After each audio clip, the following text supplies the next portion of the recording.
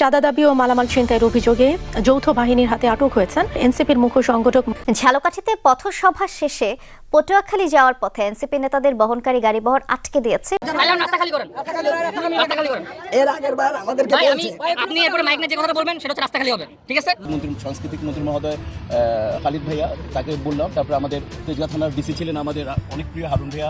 দেশের সার্বিক অবস্থা খুবই খারাপ, চারদিকেই শুধু অশান্তি, আইন শৃঙ্খলা বাহিনীও ঠিকমতো কাজ করছে না, এমনটাই দাবি করছেন বাংলাদেশ চলচ্চিত্রের ভিলেন নিশা সওদাগর। বলছে বাংলাদেশ এত অস্থিতিশীল হওয়ার কারণ হচ্ছে আইন শৃঙ্খলা বাহিনীর পরিস্থিতি তেমন ভালো নেই। যার যখন মন চাচ্ছে তাই সেখানে মিছিল করছে, মিটিং করছে, রাস্তা বন্ধ করে দিচ্ছে। এত ক্ষমতায় যাওয়ার তারা কিসের? হাট বাজার প্রত্যেকটা জায়গায় জায়গায় ছাত্রদল যুবদল চাঁদা দিবে না, মেরে ফেলছে।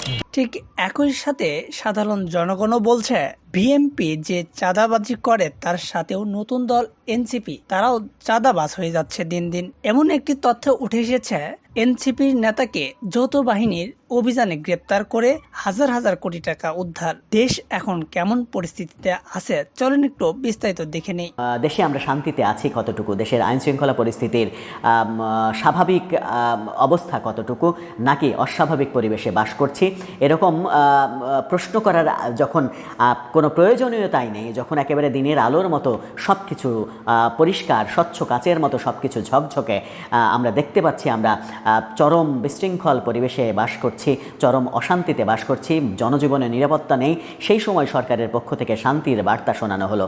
বলা হলো দেশ খুবই শান্তিতে আছে, দেশ অস্থিতিশীল পরিবেশের দিকে গেছে। এটা যারা বলে তারা মিথ্যা কথা বলে।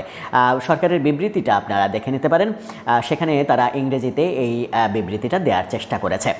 ওদিকে সাংবাদিক জুলকান নায়েন শায়ের সেই বিবৃতিকে কেন্দ্র করে প্রশ্ন করেছেন, সত্যিই কি দেশ ভালো আছে?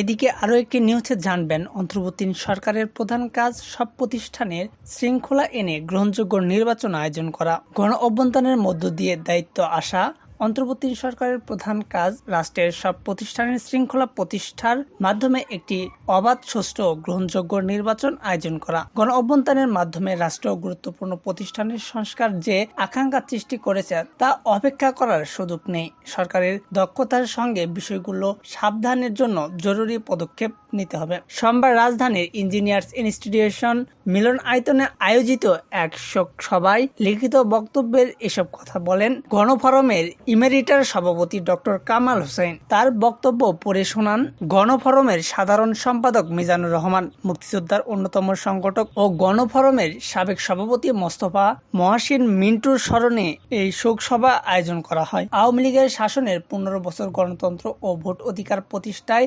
মোস্তফা মহসিন মিন্টু সক্রিয়ভাবে রাজপথের আন্দোলনের অংশ নিয়েছিলেন বলে লিখিত বক্তব্যে উল্লেখ করে কামাল হোসেন তিনি বলেন, দেশের ইতিহাসের গুরুত্বপূর্ণ সব আন্দোলনের তার গুরুত্বপূর্ণ অবদান রয়েছে। সবশেষ জুলাই আগস্ট গণ অভ্যুত্থানের মোস্তফা মহসিন সক্রিয়ভাবে অংশ নিয়েছেন। তিনি সবসময় স্বপ্ন দেখতেন মুক্তিযুদ্ধ কাঙ্ক্ষিত একটি বৈষম্যহীন। আমাদের সাথে থাকার জন্য ধন্যবাদ। পরবর্তী সংবাদ পেতে আমাদের সাথে থাকুন।